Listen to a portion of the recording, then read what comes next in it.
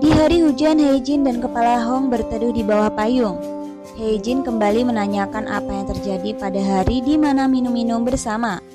Namun Kepala Hong tetap berpura-pura tidak tahu. Haejin kesal, Haejin marah, Haejin sedih, lalu ia pergi. Di rumah, Haejin mengingat apa yang terjadi. Ia sedih dan kesal, kemudian bercerita kepada sahabatnya tentang apa yang terjadi. Haejin benar-benar merasa kesal. Sahabat Haejin menebak bahwa Haejin memiliki perasaan kepada Kepala Hong.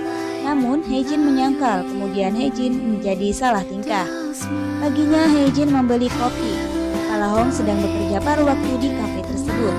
Kemudian Haejin membuat pesanan, namun memesan menu yang berbeda.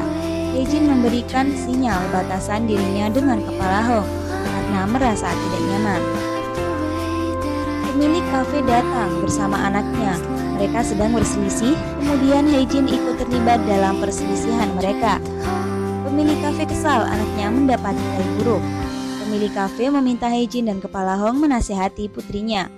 Namun Haejin memberikan nasihat bertentangan dengan Kepala Hong. Kepala Hong kesal, ia pergi meninggalkan kafe. Kepala Hong mengerti alasan kenapa Haejin terus-menerus kesal kepadanya. Putri pemilik kafe tiba-tiba menunjukkan giginya yang gingsul. Ia meminta ayahnya untuk memberi perawatan behel.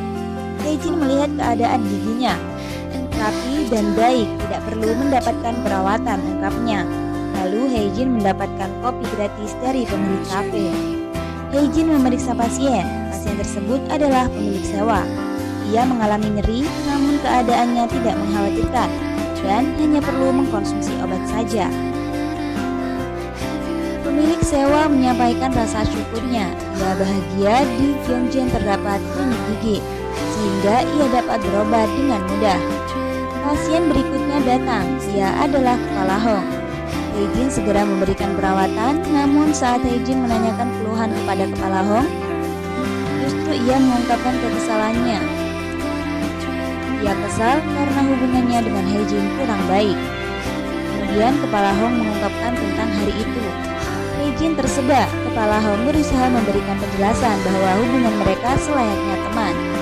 Tiba-tiba asisten Haejin masuk. Perawatan dilanjutkan oleh asistennya.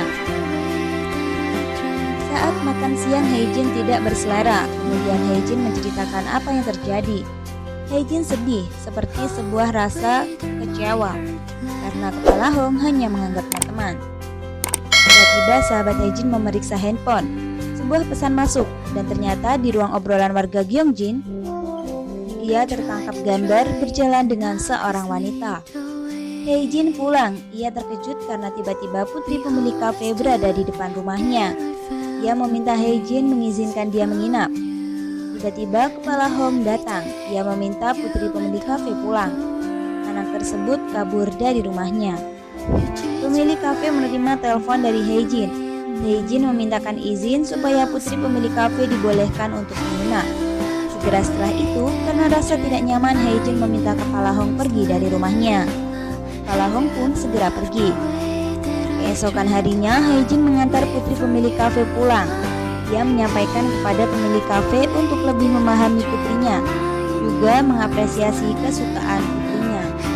Ia menjelaskan bahwa putrinya sedang masa pertumbuhan, masa remaja yang sulit untuk dipahami. Warga berkumpul. Sebuah pengumuman disampaikan.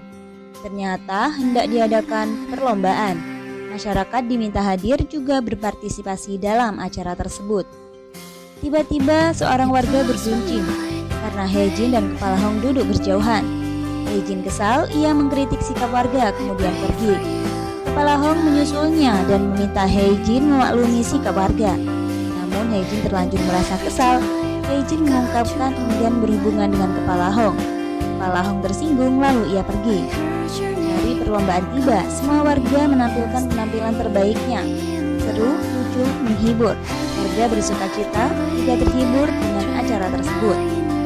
Putri pemilik kafe juga ikut serta, namun kakinya mengalami cedera. Ia naik panggung memaksakan penampilannya.